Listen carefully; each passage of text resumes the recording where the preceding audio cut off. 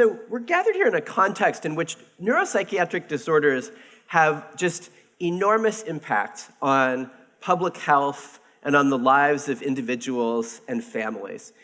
In fact, and people are often surprised to hear this, but when measured in disability-adjusted life years, neuropsychiatric disorders are collectively the largest cause of morbidity of all classes of disorders. And that's because these are disorders that largely strike people in the young and most productive years of their life, often just as they're finishing college and starting families. And people then stagger under the burden of these illnesses for many decades. And that actually makes them very different in the nature of their impact than illnesses that strike at the end of life. However, unlike many other illnesses, we have not seen the really remarkable kind of progress in medicine that we have seen for things like cardiovascular disease and cancer. So today, for cancer and cardiovascular disease and other illnesses, there are many innovative medical treatments coming out every year that are dramatically improving outcomes and enlarging the set of options for patients. By contrast, for illnesses like depression and schizophrenia, these illnesses are today treated with medicines that have the same molecular mechanisms as drugs that were discovered serendipitously more than half a century ago. And there are new drugs with new brand names, but they all act on the same ways and the same molecules as these things that have been known about for decades. And this occurs at a time in which there's inspiring progress in areas like cancer and heart disease. So why is this? How does this all fit together?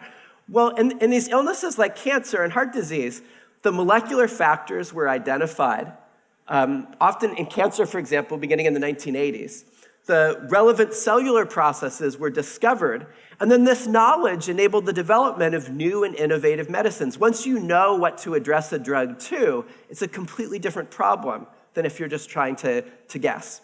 For most brain illnesses, the underlying, and in particular for neuropsychiatric illnesses, the underlying molecular factors are still unknown today.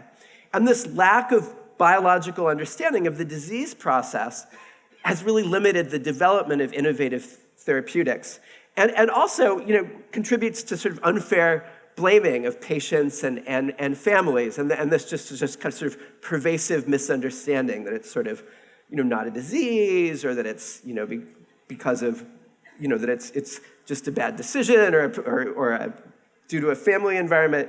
And this kind of biological understanding, hopefully, if we can get it, will not only enlarge options for people, but just change the way we understand what these illnesses actually consist of.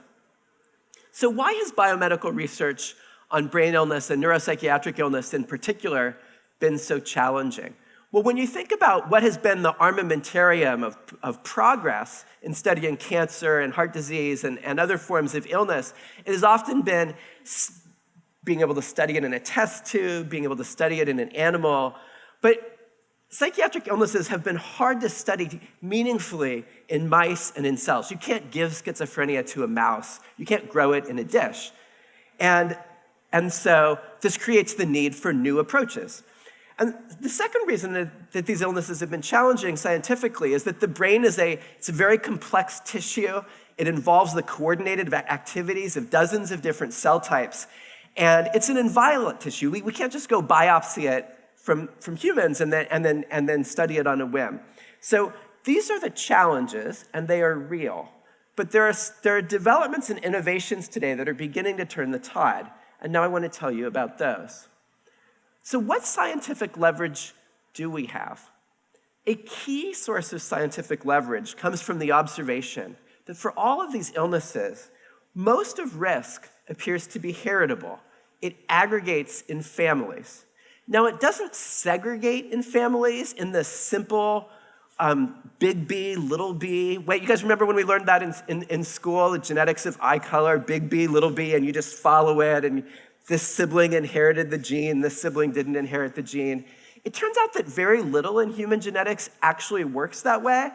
Things like toy examples like that are useful ways of teaching the genetic principles of how chromosomes are inherited. But almost all traits are actually shaped by many genes, and they show much more complex patterns than that. In fact, even eye color, it turns out, doesn't work that way. But the fact that risk is heritable, that it aggregates in families, tells us that on some level, molecular secrets about how these illnesses work must be present in our genomes and in the way in which our genomes vary from person to person.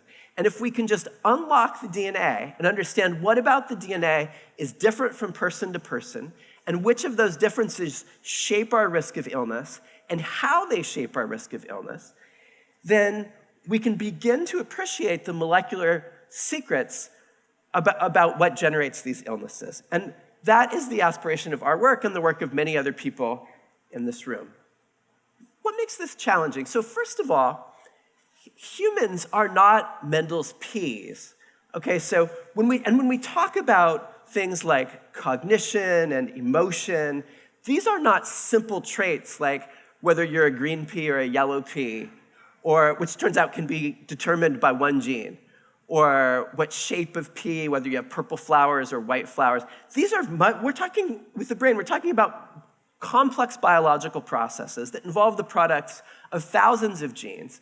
And furthermore, humans aren't growing in controlled environments in a lab. We're living in wonderfully complex environments, and that adds challenge, though, to trying to get to the bottom of the question compared to if you were just growing humans in the garden of a monastery or growing them in a lab.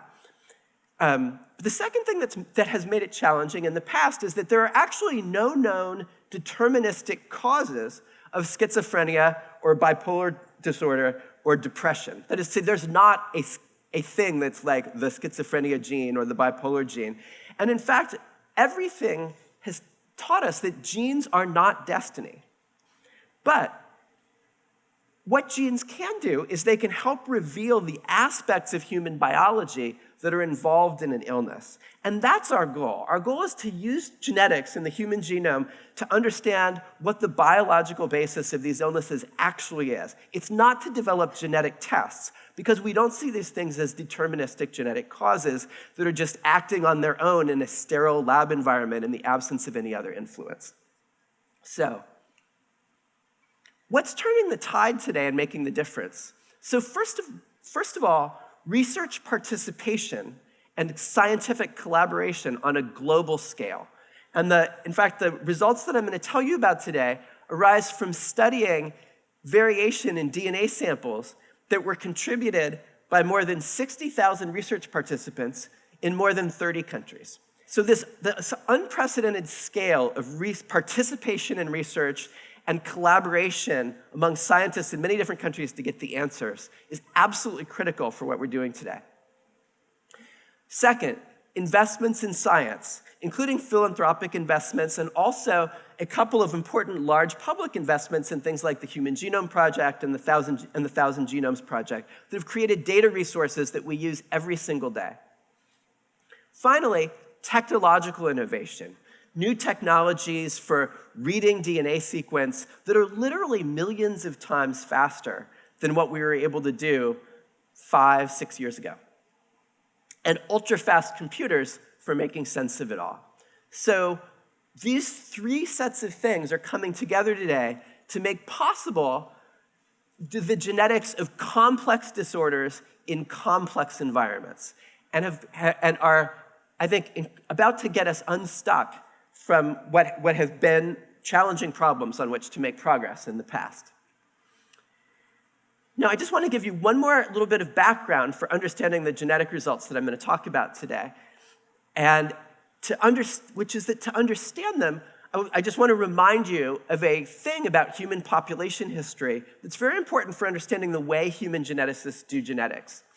And that is that although we are today a very large species, numbering some 7 billion souls around the world, you don't have to go back very many generations to when we were a far, far smaller species. And it's because of that history that most of our genetic variation is common and shared with many others. So if you looked at the genetic variation that distinguishes my genome from Brandon's genome or your genome or anyone else's genome in this room, the vast majority of that variation would also be present among other people in this tent. And the genetic variation that I'm going to talk about today are not sort of rare one-off mutations in a specific person or anything like that. This is about our common reservoir of inheritance. And the fact that the variation that I'm going to talk about today is common has made it possible to ask across thousands of people the extent to which each allele shapes people's risk. And so given this high level of research participation and these tens of thousands of samples, we can measure very carefully and precisely how each genetic variant or allele shapes people's risk.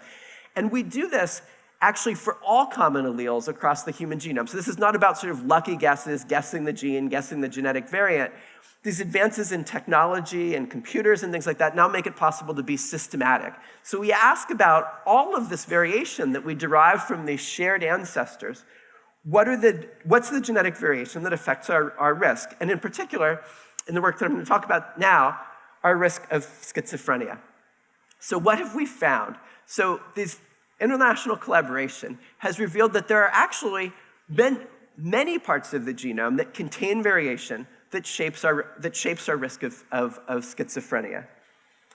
The variation that I'm going to talk about today is the strongest effect that we know of of common variation on risk of schizophrenia. It's roughly twice as strong as the next strongest effect that we know of.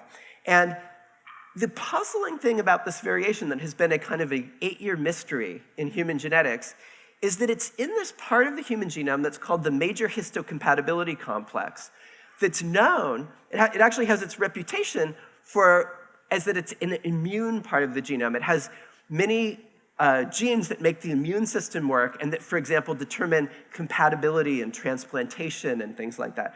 So it's a part of the genome it's known for its role in immunity, but this sort of unbiased search of the whole genome also points to it as harboring the genome's strongest effect on risk of schizophrenia.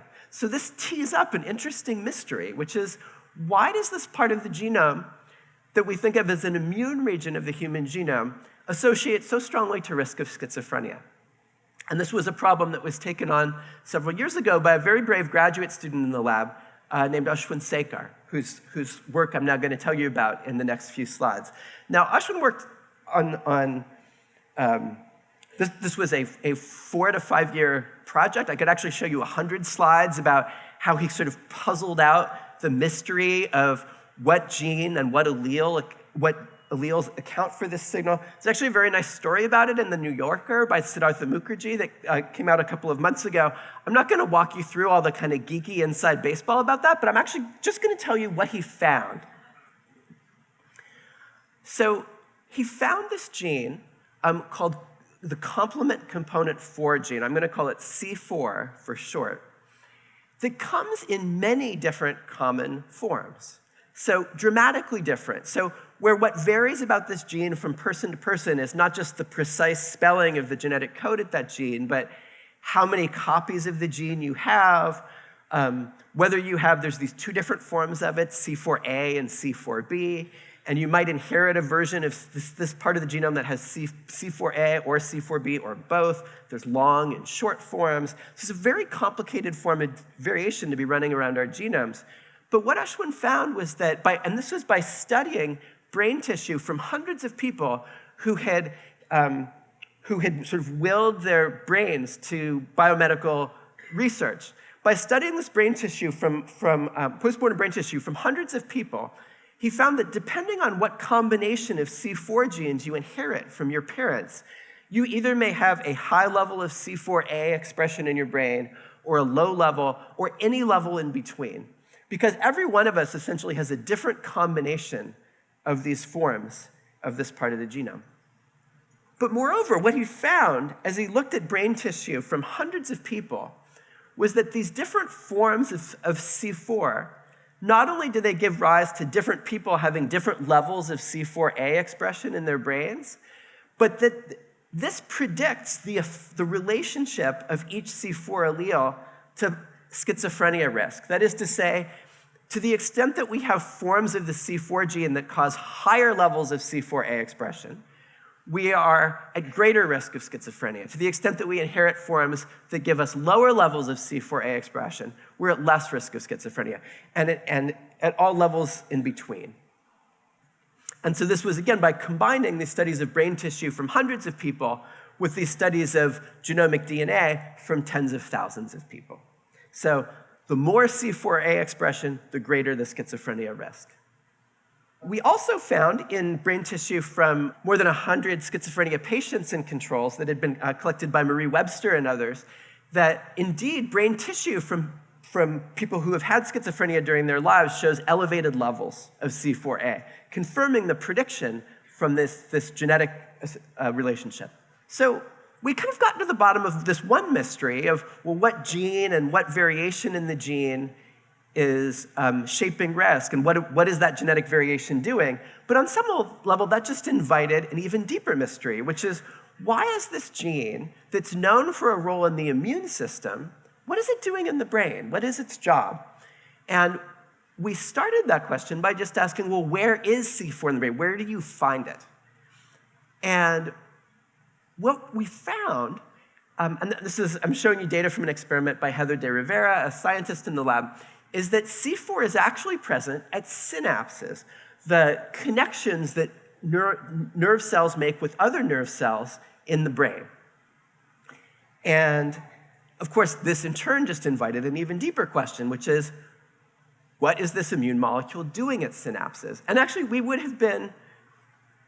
one could have remained puzzled about this question for a very long time, were it not for a discovery that had been made by our colleague, Beth Stevens, a couple of years before this. Now, you may remember from, if you took a class on this in college or something like that in textbooks, these complement proteins what they're known for is their role in the innate immune system as it being a job of tagging cells and debris for elimination. So in particular, the immune system will place this tag called C3, it's a different complement protein, on invading cells and debris and junk that accumulates. And that tag is then like, C3 is then like an eat me signal that causes phagocytic cells. C3 is like a tag that causes phagocytic cells to come along and swallow the things that have that tag on them. And this has long been known to be part of the way the immune system works. What Beth Stevens showed a few years ago when she was a postdoc in Ben Barris's lab is that C3 actually has a night job in the nervous system, where the brain has recruited it into the following job. So suppose you are a neuron and you want to decommission a synapse. Rather than taking it apart Lego by Lego, what Beth discovered was that there's another way to do this, where this synapse will become decorated with this C3 protein, and then that's then a signal for a different kind of professional swallowing cell, these cells called microglia that live in the brain, to come along and eat whatever is tagged by C3.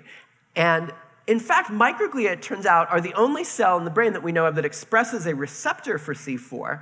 And this is other work from Beth's lab showing that microglia, which are actually the only mobile cells in the brain, that they move in response to signals that they detect. Actually, very frequently when they detect injury, that's been known for a long time, but they also play this role in the normal development of the brain that Beth's work has elucidated. This shows a microglia kind of feeling the surface of a neuron and actually swallowing synaptic material, which you can see is labeled in red.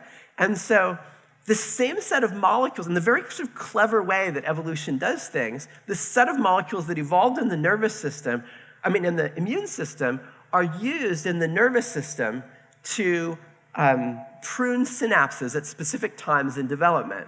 And of course, it's a principle of the way that our brains develop, that when we're very young and our brains are growing, neurons don't start out with a precise knowledge of what other neuron to connect with. They instead make vast numbers of somewhat random connections to other neurons.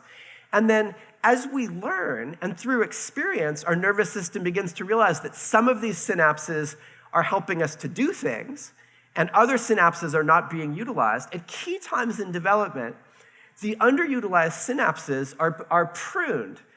In part, we think, by this mechanism.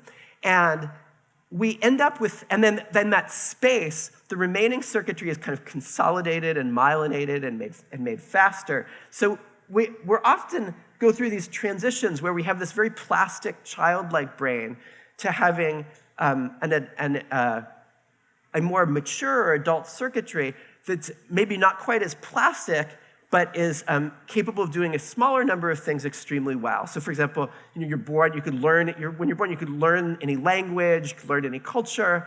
Adults struggle to do that as quickly as children do, but we become very fluent at speaking the language that we already know, that we've already learned.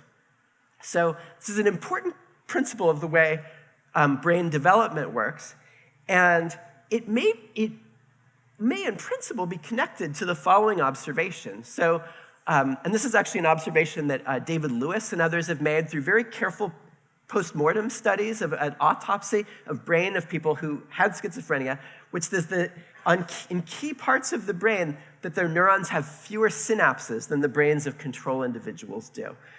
And this has been a very striking observation, but it's been very unclear what is causing it. And in fact, different theories. So for example, one theory has been that, well, maybe they just never had as many synapses. But another theory might be that maybe synapses are lost as part of the development of the disease. So we naturally wondered whether C4 might be a connecting factor among all of these things. The genetic result that I just told you about, these observations of other complement proteins being involved in synaptic pruning, and then these observations from David Lewis and others that neurons in schizophrenia patients tend to have fewer synapses.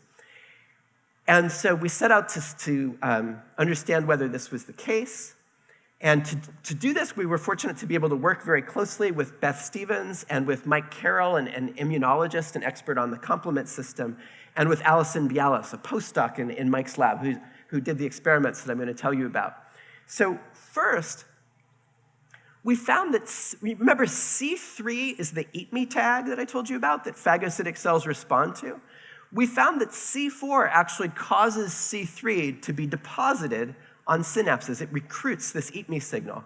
And in the sense that mice that lack C4, we no longer see C3 depositing at synapses. And second, we found that Mike's lab made mice that had different numbers of C4 genes. And I won't get into what all the colors mean, but just in a nutshell, across these mice that are expressing different amounts of C4 in their brain, the more C4 they make, the more synaptic pruning they're doing at this key time in development. I mentioned this general principle of the way the development of the brain works and this process of synaptic pruning that takes place in different parts of the brain at different times in life. And a very striking and I think potentially important observation is that in humans, these key cortical regions that tend to be the regions that are most impaired in schizophrenia, that are involved in executive function and planning, these cortical regions actually are undergoing this process of maturation and pruning during adolescence and early adulthood, in the teens, and actually well through the third decade of life. And what's striking about that is that this is precisely the time in life at which schizophrenia tends to appear clinically. And it's always been one of the mysteries about the disorder is why does it appear at this specific time in life? This turns out to be exactly the time at which these cortical regions are undergoing this process of maturation and pruning. And so what I want to suggest, and obviously it will take years of work and many converging lines of evidence to really critically evaluate and confirm whether this is a model for what is happening in the disorder. But what I want to suggest is that at least in many of us, what may be happening is that a normal developmental process of cortical maturation that occurs in all of us in our teens and 20s, in some people, this normal developmental process may be going awry or going too far, somehow kicking into overdrive in a way that we need to better understand. And that is the model that I want to propose as for how these set of results might come together. One thing I want to emphasize is about C4 is that although it's an insight about the potential biology underlying schizophrenia, it's not helpful to think of it as a genetic cause. In fact, I try to avoid using that term, and it's certainly not a cause on its own.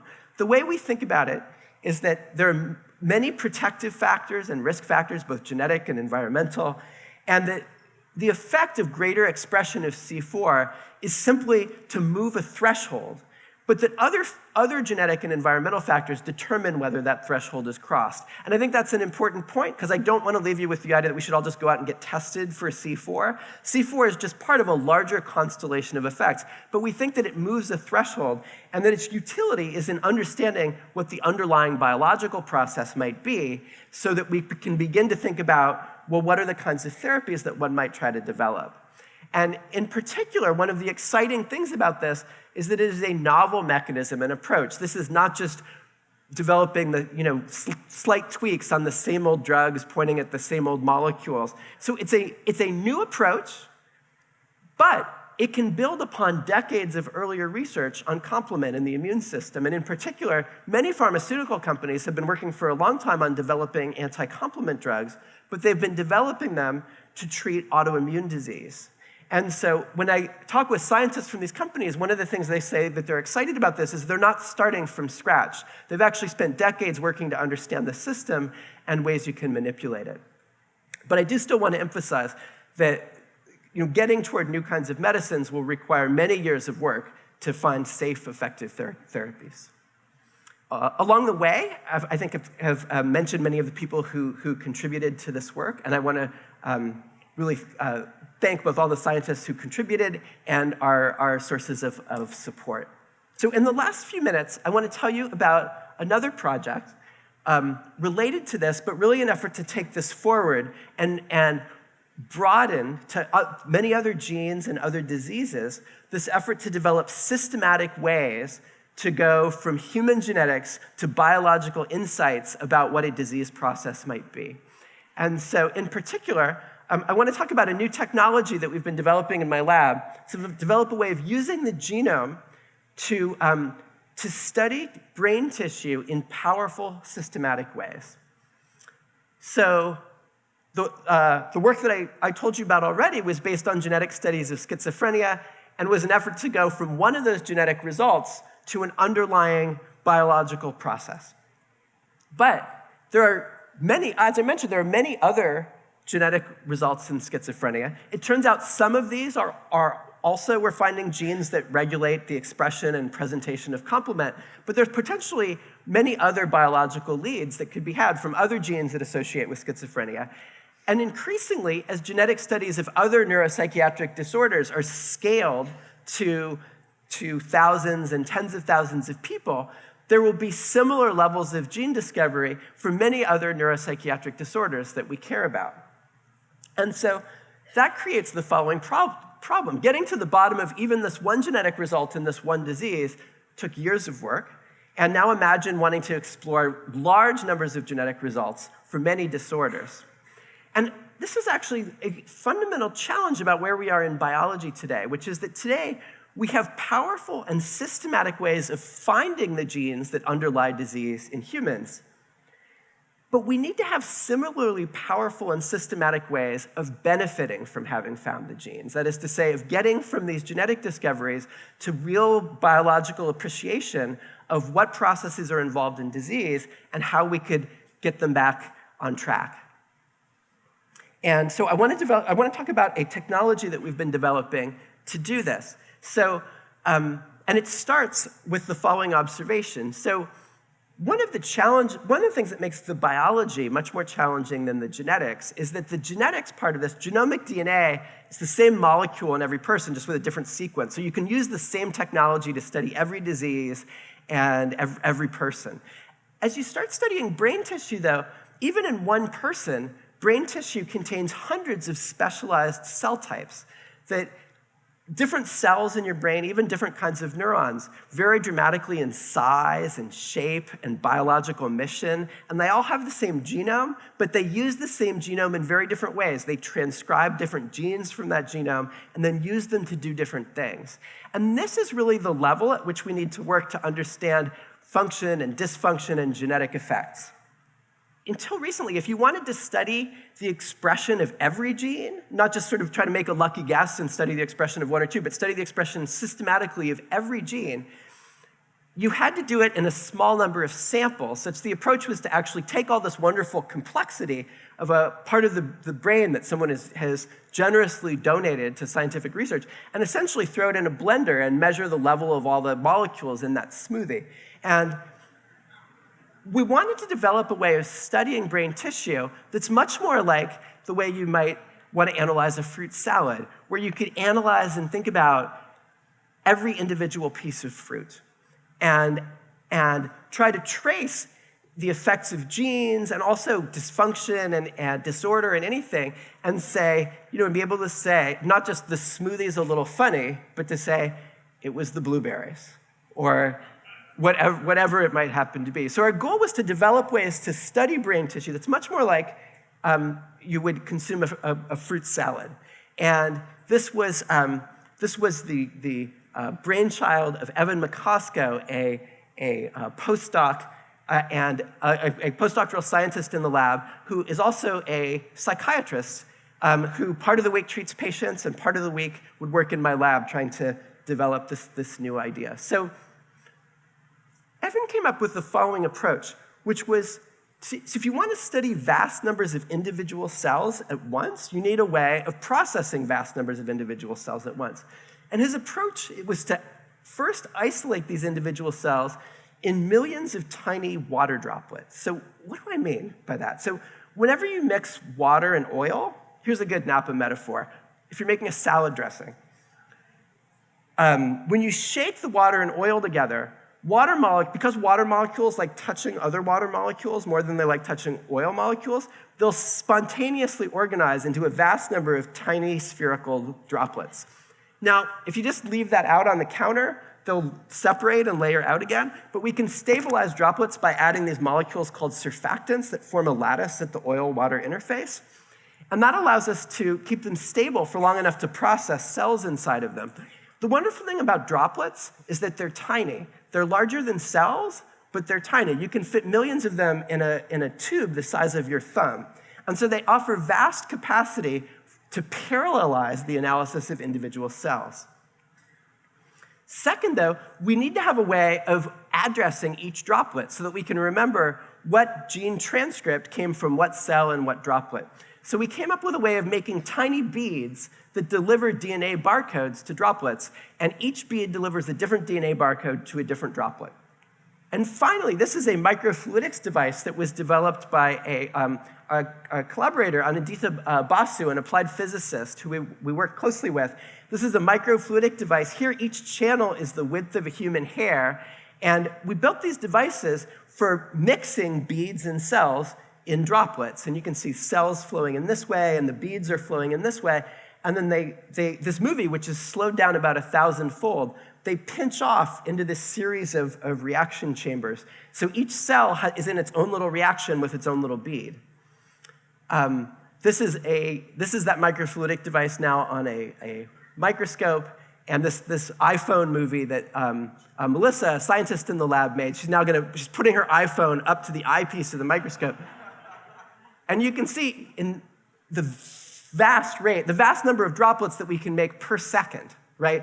And this is what this enormous capacity for parallelization makes it possible to study a very large number of cells, but to move quickly so that when you have, for example, fresh brain tissue, you can learn as much as you can from it while it is still sort of intact and high quality. And finally, we can just sequence all their RNAs together in a single reaction because we can use the barcodes to remember which RNA molecules came from which cell. And this generates enormous data sets because it's not just an analysis of every gene, but it's an analysis of every gene in each individual cell. And a really emerging and exciting area is developing software and algorithms for making sense of it all and finding biologically meaningful patterns in the data. And this is work that involves close collaboration among mathematicians and software engineers and biologists. And this is an example of an algorithm that was developed by our colleague Rahul Satija for that just in a completely unsupervised way, the cells just tell you which cells they are more similar to. And you can take these thousands of individual cells and they actually just sort of self-organize, almost as if you were organizing them on a table, into all of the different cell types in this part of the brain. So we're using DropSeq to map all of the brain cell types and the genes that each cell expresses. So for example, these are experiments, recent experiments in 5 different regions of the brain, each an experiment of a sort of roughly 100,000 individual cells. And you can see the cells just self-organize into groups that tell us what all the different cell types in that part of the brain are. Now, making this map of all the cell types in the brain and the genes that each cell type expresses is, it's useful as kind of a reference atlas. But our goal is to then use this to systematically relate genes and human genetic results to cell types and circuits so that we can get from these genetic results to say this cell type or this circuit of cell types is what the genetics is pointing to in that particular disease. And so that we can identify the cell types and circuits that matter for each illness. And we're really hopeful that with this approach and other approaches like it, that it will be possible to accelerate the rate at which we can get from human genetics to insights about the biology underlying each of these illnesses. So I really want to thank the wonderful group of scientists, both in our lab and in collaborating labs and support from the Stanley Center and just really the wonderful community that makes all of these kinds of results possible. This is a very exciting time to be doing this kind of science. I think all of us have a real sense that although there was a frustrating lack of progress for a long time, that we're at a historical moment where the rate at which we're going to be able to make progress on these kinds of questions is changing very quickly. And if you look, we are surrounded by people who have been cured. Just to take the example of cancer, we're surrounded by people who've been cured of kinds of cancer that were lethal when we were kids. It's such a common thing that many of us even have colleagues that are cancer survivors, and we don't even know they ever had cancer, right? This is things can change profoundly in the time scale of a generation. But for the specific people that we love and care about with each of these disorders, it matters a lot how quickly we make that progress. And so we should,